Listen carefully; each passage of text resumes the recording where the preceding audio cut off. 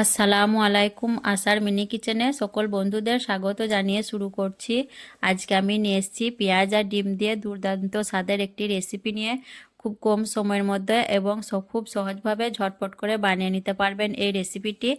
আর ভাত, পোলাও, রুটি, পরোটার সঙ্গে তৃপ্তি করে খেতে পারবেন। খুবই টেস্টি হয় ডিমের এই রেসিপিটি। তো চলুন ভিডিওটি দেখে নেওয়া যাক। আর যারা নতুন বন্ধু ভিডিওটি দেখছেন, ভালো লাগলে অবশ্যই আমার চ্যানেলটি সাবস্ক্রাইব করে আমার পাশে থাকবেন। রান্নার জন্য আমি গ্যাসটা অন করে একটা কড়াই বসিয়ে দিয়েছি আর দিয়ে দিচ্ছি সর্ষের তেল। তেলটা আমি একটু বেশি করেই দেবো, যেহেতু ডিম রান্না করব তার জন্য তেলটা একটু বেশিই দেব। তারপর তেলটা খুব ভালো করে গরম করে নেব। তেলটা ভালো করে গরম করার পর আমি দিয়ে দিচ্ছি 5টা মাঝারি সাইজের পেঁয়াজ কুচি। পেঁয়াজগুলো আমি চৌকো চৌকো করে কেটে নিয়েছি আর পেঁয়াজের লেয়ারগুলো একটা একটা করে খুলে দিয়েছি।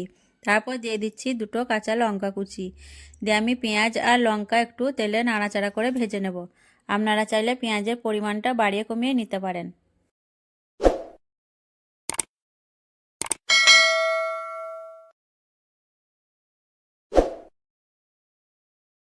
পেঁয়াজ আর লঙ্কা একটু নাড়াচাড়া করানোর পর আমি দিয়ে দিচ্ছি একটা বড় সাইজের টমেটো কুচি, পরিমাণ মতো নুন, অল্প পরিমাণে হলুদ গুঁড়ো, অল্প পরিমাণে লঙ্কা গুঁড়ো, জিরে গুঁড়ো অল্প, ধনে গুঁড়ো অল্প পরিমাণে, আর দিয়ে দিচ্ছি অল্প পরিমাণে গোলমরিচের গুঁড়ো। দিয়ে আমি খুব ভালো করে নাড়াচাড়া করে মশলাগুলো কষিয়ে নেব। মশলার পরিমাণটা আপনারা দেখে বুঝতে পারলেন কতটা করে দিলাম। আপনারা চাইলে মশলার পরিমাণ বাড়িয়ে কমিয়ে নিতে পারেন।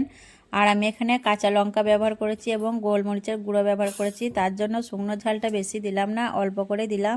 তো মশলাগুলো আমি খুব ভালো করে কষিয়ে নেব। মশলা ভালো করে কষানোর পর আমি এখানে 3টে ডিম ভেঙে দিয়ে দিচ্ছি। আর মশলা কষানোর সময় আমি এখানে হাফ চামচ আদা রসুন বাটা দিয়েছিলাম, ভিডিওটি স্কিপ হয়ে গেছে। আপনারা চাইলে ডিমের পরিমাণ বাড়িয়ে কমিয়ে নিতে পারেন। দিয়ে আমি দেখুন এখানে পানি ব্যবহার করব না আর ডিমগুলো নাড়াচাড়াও করব না। ঢাকনা ঢেকে দিয়ে আমি 1 মিনিটের মতো ডিমটা হতে দেব। তারপর দেখুন ডিমটা একটু হয়ে আসার পর আমি ঢাকনা খুলে নিচ্ছি। দিয়ে আমি হালকা করে নাড়াচাড়া করে নেব। ঢেকে রাখার ফলে দেখুন পেঁয়াজ থেকে পানি ছেড়ে দিয়েছে, তার জন্য আমি পানি দিইনি। আর পানি দেওয়া যাবেও না এই রান্নাটায়, তাহলে ডিমের স্বাদটা খুবই ভালো হবে। তো আমি একটু হালকা করে নাড়াচাড়া করে নিচ্ছি। আর ডিমগুলো খুব বেশি গলিয়ে দিলে হবে না, কিন্তু ডিমের সাইজটা একটু বড় বড় রাখতে হবে, তাহলে খেতে খুবই ভালো লাগবে। ডিম ভাজা খাচ্ছেন নাকি মগজ ভাজা খাচ্ছেন কিছু বুঝতেই পারবেন না না বললে, আর খেতে খুবই স্বাদ হয়। তো আমি একটু নাড়াচাড়া করে নিলাম। তারপর আবারও আমি এখানে দিয়ে দিচ্ছি পরিমাণ মতো নুন। নুনের পরিমাণটা কম হয়েছে, তার জন্য আবারও দিয়ে দিলাম। আর দিয়ে দিচ্ছি গরম মশলার গুঁড়ো পরিমাণ মতো, আর ধনেপাতা কুচি দিয়ে দিচ্ছি। ধনেপাতাটা দিলে ডিমের স্বাদটা আরও ভালো হবে, তার জন্য ধনেপাতা দিলাম। দিয়ে আবারও নেড়েচেড়ে আমি ডিমটা ভেজে নেব, ডিম থেকে তেলটা ছাড়া অবধি। আর এখনও পর্যন্ত যারা আমার চ্যানেলটি সাবস্ক্রাইব করেননি, আজকে ডিমের রেসিপি ভালো লাগলে অবশ্যই আমার চ্যানেলটি সাবস্ক্রাইব করে আমার পাশে থাকবেন।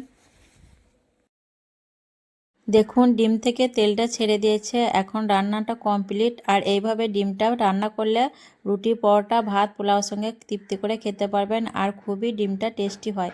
তো এইভাবে অবশ্যই একবার বানাবেন বাড়িতে, দেখবেন খুবই মজাদার একটা রেসিপি।